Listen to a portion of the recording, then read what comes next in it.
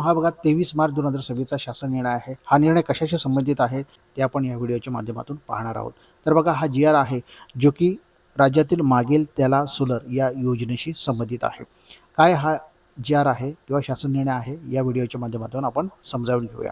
बघा राज्यामधील मागेल त्याला सोलर योजना ही सुरू आहे आणि शेतकऱ्यांनी याला चांगल्या मोठ्या प्रमाणामध्ये प्रतिसाद दिलेला आहे. अनेक शेतकऱ्यांनी काय केलं होतं, पैसे भरून सोलार इन्स्टॉलेशनसाठी पैसेसुद्धा भरले होते आणि काय झालं होतं तरीसुद्धा त्यांचं इन्स्टॉलेशन किंवा जे सोलर पॅनल हे बसवले गेले नव्हते. मोठ्या प्रमाणामध्ये जे वेंडर आहे त्यांचे पैसेसुद्धा त्यांना थकीत असल्या कारणाने काय झालं होतं की ही जी सोलर बसवण्याची जी प्रक्रिया आहे ती स्लो झाली होती. कारण काय तर शासनाकडून ह्या योजनेसाठी ज्या पद्धतीने निधी हवा होता त्या पद्धतीने निधी उपलब्ध होत नव्हता आणि त्यामुळे काय झालं होतं की ही जी प्रक्रिया आहे ती अगदी संथ गतीने चालत होती. तर ही योजना महत्त्वपूर्ण का आहे तर 5 वर्षामध्ये 5 लाख पंप त्यांना सोलर पंप हे बसवायचे आहेत आणि यासाठी मोठ्या प्रमाणामध्ये निधीची आवश्यकता होती आणि यासाठी निधीची तरतूद करण्यासुद्धा फार गरजेचं होतं.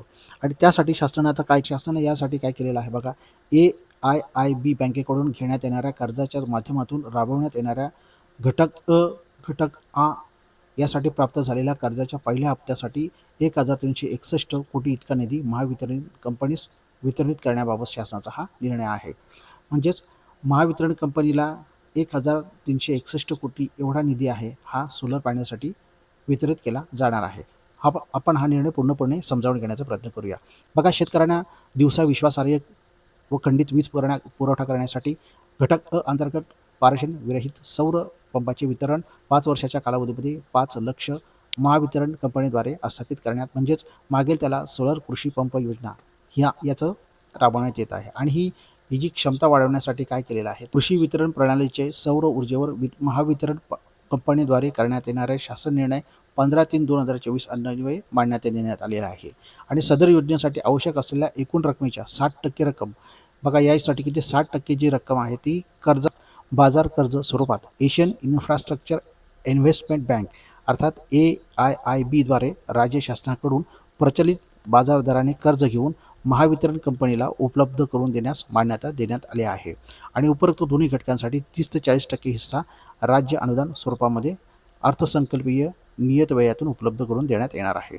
म्हणजे 60% जो निधी आहे तो कर्जाच्या स्वरूपामध्ये आता उपलब्ध करून दिला जाणार आहे आणि साधारणपणे 30 ते 35% जो निधी आहे तो शासन स्वतः उपलब्ध करणार आहे आणि उर्वरित 5 किंवा 10% निधी आहे तो संबंधित जो कोणी लाभार्थी आहे त्यांना तो भरायचा आहे.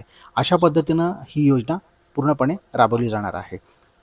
तर या पद्धतीनं काय आहे तर यासाठी देण्यात आलेलं जे कर्ज आहे त्यापैकी 1361 कोटी आणि 2 लाख एवढी जी रक्कम आहे ती महावितरण कंपनीला काय आहे ते शासनाकडून ही दिली जाणार आहे. तर मित्रांनो अशा पद्धतीने प्रत्येक योजनेसाठी काय आहे निधीची आवश्यकता असते आणि हा निधी फार महत्त्वपूर्ण होता.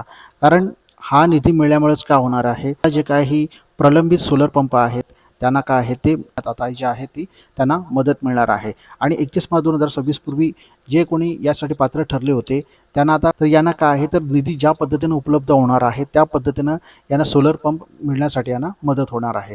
तर अशा पद्धतीनं मित्रांनो मागेल त्याला सोलर पंप ही या योजनेची अंमलबजावणी आता हळूहळू का होईना परंतु काही थोडी हळू गतीने चालत होती ती निश्चितच चांगल्या पद्धतीने. आणि जे सोलार इन्स्टॉलेशनसाठी काही पैसे वगैरे भरले होते तर त्यांना आता लवकरच त्यांचं जे सोलर इन्स्टॉलेशन करून हे त्यांना मिळणार आहे. हा व्हिडिओ जर का तुम्हाला आवडला तर लाईक करा, कमेंट करा आणि शेअर करा.